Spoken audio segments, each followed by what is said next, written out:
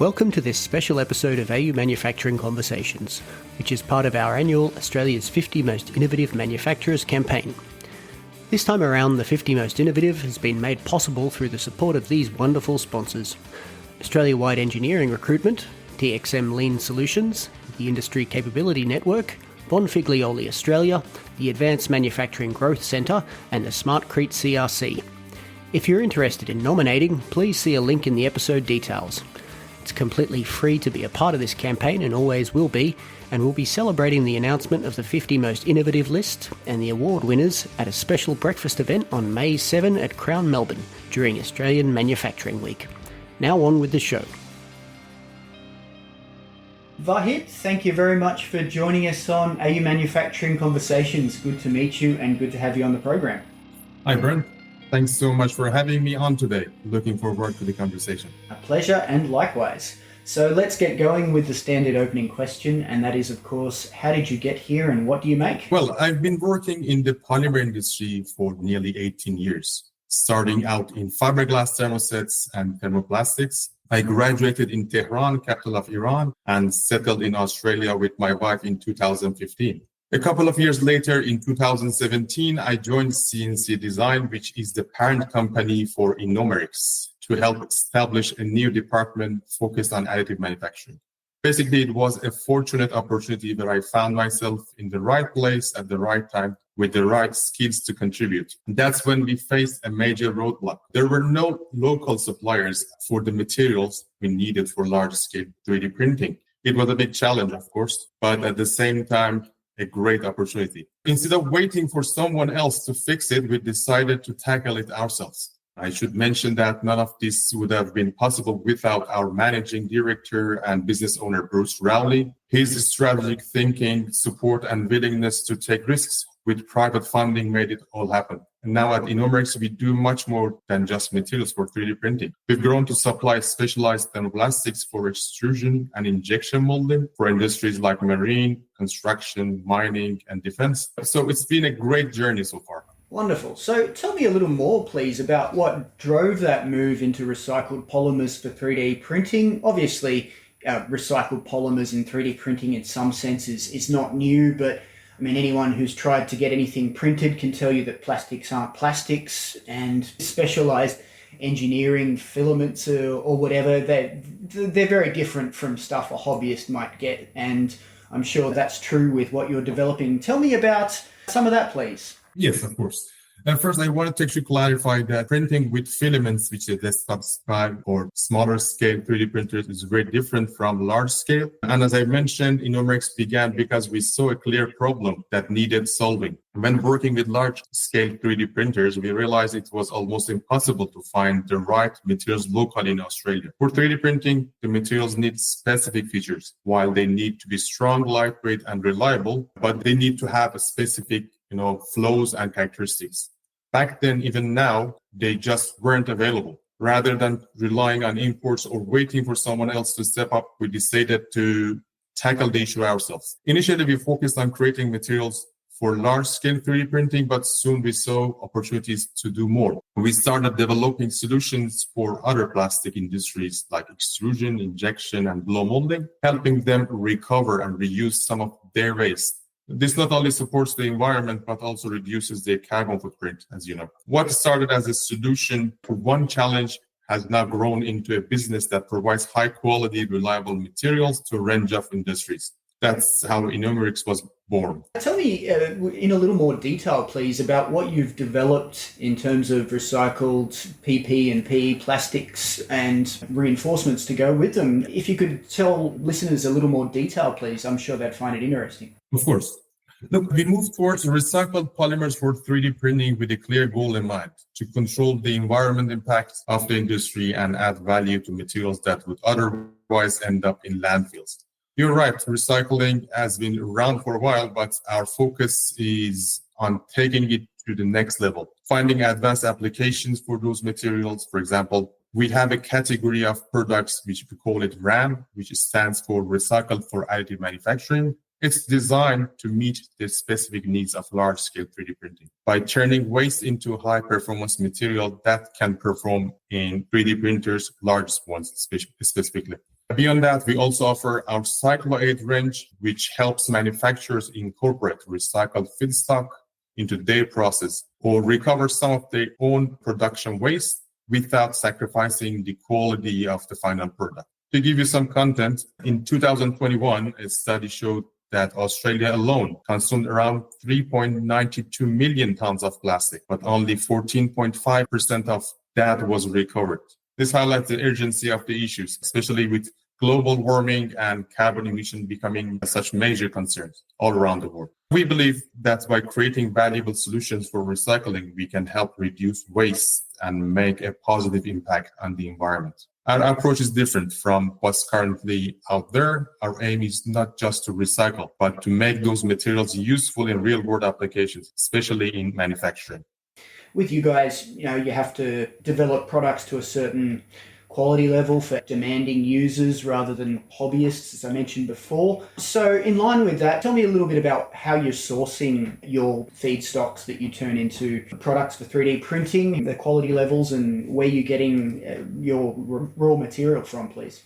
Basically, for recycled plastic, we get the plastic we reuse from local market, which is mostly blend of post-consumer recycle and post-industrial recycle. We also use recycled materials as feedstock for some of our own products, which helps us to support local recycling efforts and bring sustainability into what we do. If I get your question correctly, you are saying how we are developing and testing the material, right? How you're ensuring that what you have and what you make from it is fit for purpose.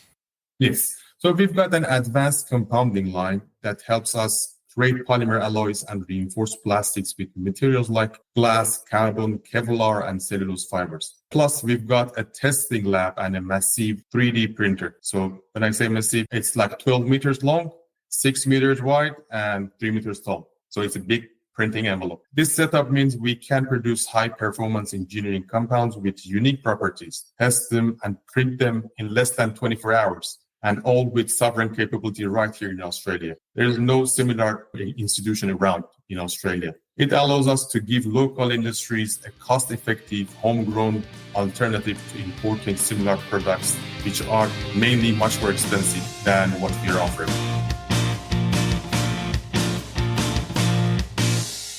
This is a short interlude to again thank the sponsors that are making 2025's 50 Most Innovative campaign possible.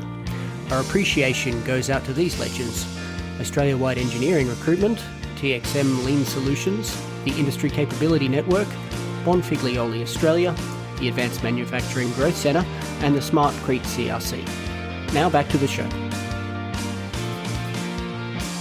Your nomination mentions some of the things that you've done to innovate, and specifically mentioned material formulation, which you've talked a bit about, and 3D printing techniques. Would you like to talk in a little more specific detail about one or both of those? Yeah, of course.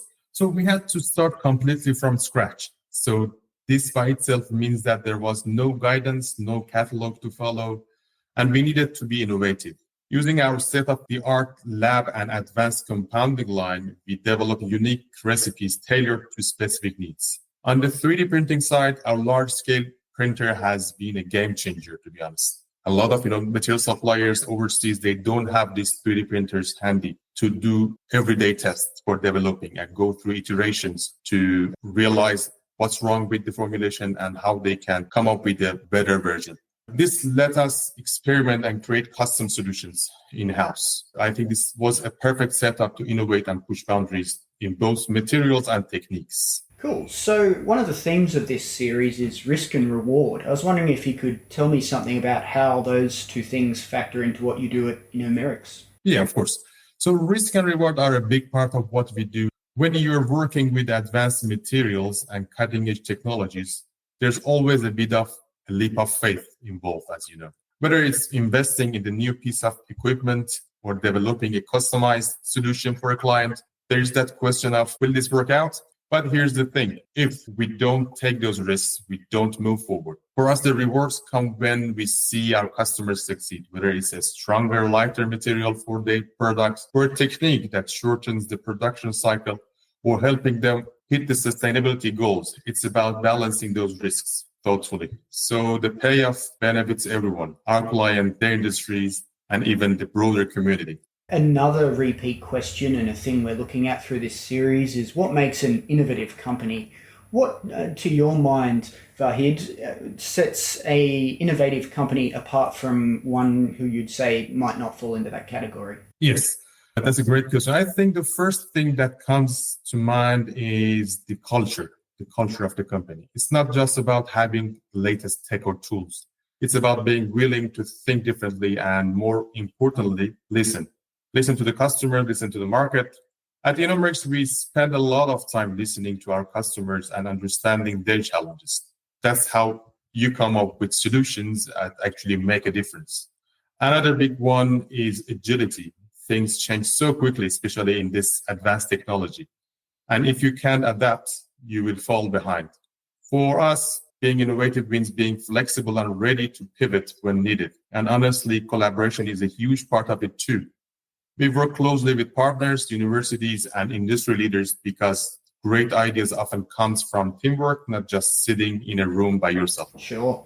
And to close, we'll ask you the standard question, and that is, what's one issue within manufacturing that currently isn't getting the attention it deserves? So, something we don't talk about enough is how hard it can be for some small to medium businesses to get access to advanced manufacturing tech. Everyone loves to talk about automation, 3D printing, and sustainability, but let's be honest, those things are expensive and not everyone has the budget for them. On top of that, energy costs, as you know, are going through the roof, and there's a real shortage of skilled workers out here in Australia. It's getting harder and harder for businesses to keep up, and these challenges don't always get the attention they deserve. At Innomerix and CNC Design, we are passionate about helping with these issues. We don't just offer solutions. We are here to support our customers along the way, whether it's making advanced tech more accessible, helping them get it up and running, and even teaching them some new skills. We're all about giving them the tools they need to succeed. If we can help smaller businesses push through these challenges, it strengthens the whole manufacturing industry. And in the end, that's a win for everyone, isn't it? Sure thing.